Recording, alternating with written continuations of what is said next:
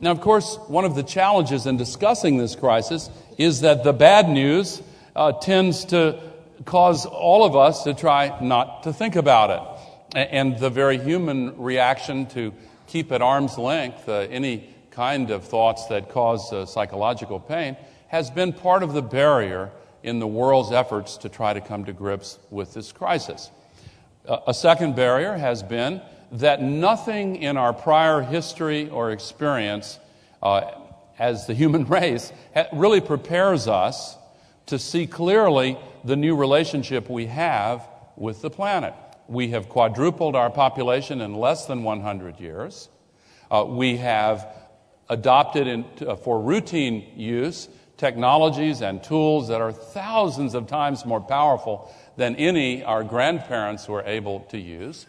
And for reasons that I don't fully understand, in our modern world, the short-term thinking that measures success or failure every 90 days, or when the next sweeps weeks come around, or when the overnight polls are coming in the next morning, the short-term focus on results actually does tend to discriminate against the kind of patient, more significant, longer-term adjustments that are very important for us to make if we are going to successfully make a transition away from the dirty and polluting sources of energy and practices that have grown up in the last 150 years. And yet, those businesses that have taken the plunge and have decided to make this commitment and adopt the renewable forms of energy and go through the well-understood processes of identifying the areas of waste and introducing more efficient practices, find that they are rewarded economically, and they are rewarded in the other areas I discussed: enhanced brand value, enhanced employee loyalty, and a sense of, among the people who are part of the organization, that they feel pride being a part of something larger than themselves. We are now living in a time when advertising is rather obviously playing a much larger role than it ever has in all of history. In the middle of the last century, the growing prominence of particularly electronic mass advertising caused the great American economist John Kenneth Galbraith to note that the very laws of supply and demand had been effectively modified by the power and sophistication of advertising, with the new emergent ability for companies to actually create demand for products that might not have otherwise existed except for the sophistication and size and power of the advertising campaigns. In extreme cases that were documented in the 60s and 70s, some advertising campaigns were created before the products they advertised were created. And when the campaign was perfected and proven to work, only then was the product actually designed and manufactured. That was the exception, of course.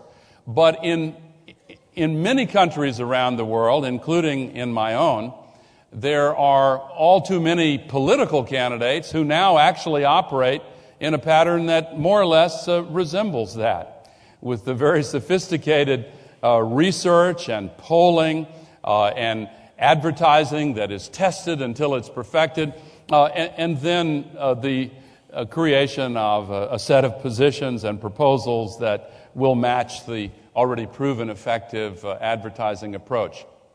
In the midst of all this, as you know extremely well, there has emerged a great hunger for authenticity in messaging, authenticity in products, authenticity in policies. And your industry has ironically, I shouldn't say ironically, but for some it would seem ironic, has helped to lead the way toward a search for new models.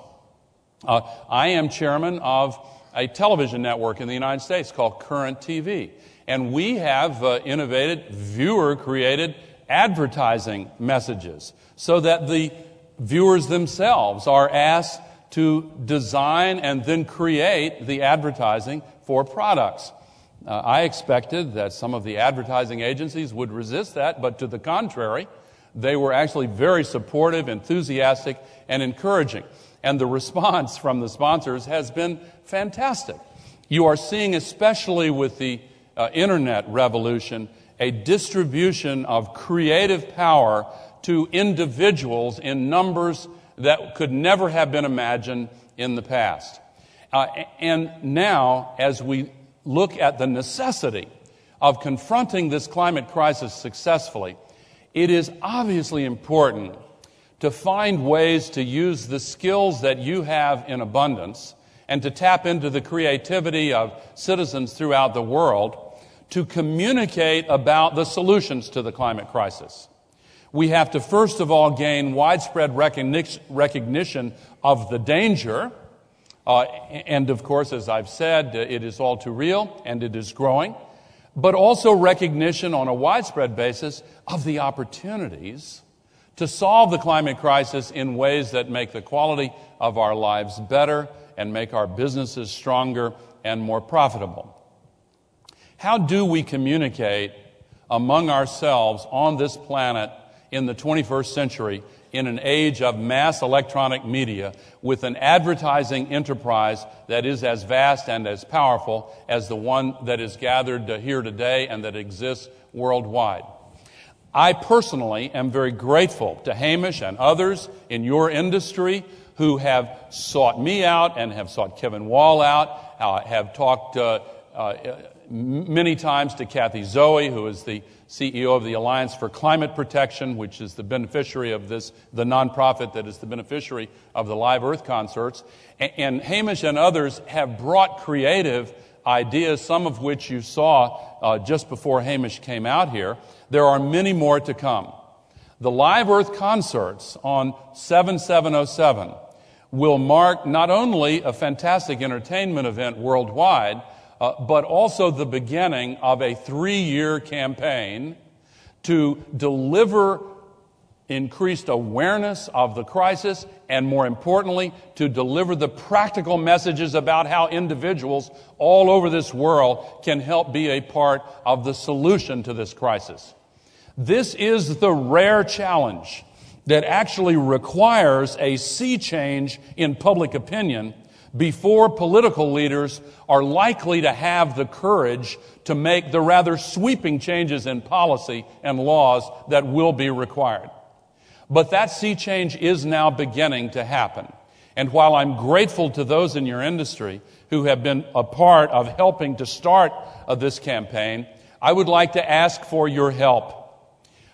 I need your help. Those of us who are fighting the climate crisis need your help in delivering these messages. Help us to empower individuals to help be a part of this messaging campaign. Lend us your most creative designers and advertising geniuses and give us their time to help devise the most powerful and compelling messages we can possibly create in order to deliver this message. The climate crisis is different from any in the past. CO2 is invisible. It's odorless and tasteless. It has no harsh or harmful impact on a local basis or a regional basis. It is in the global dimension, in the atmosphere itself, where it is creating this crisis. And so the solution must also be global in nature. There is an African saying that if you want to go quickly, go alone. If you want to go far, go together.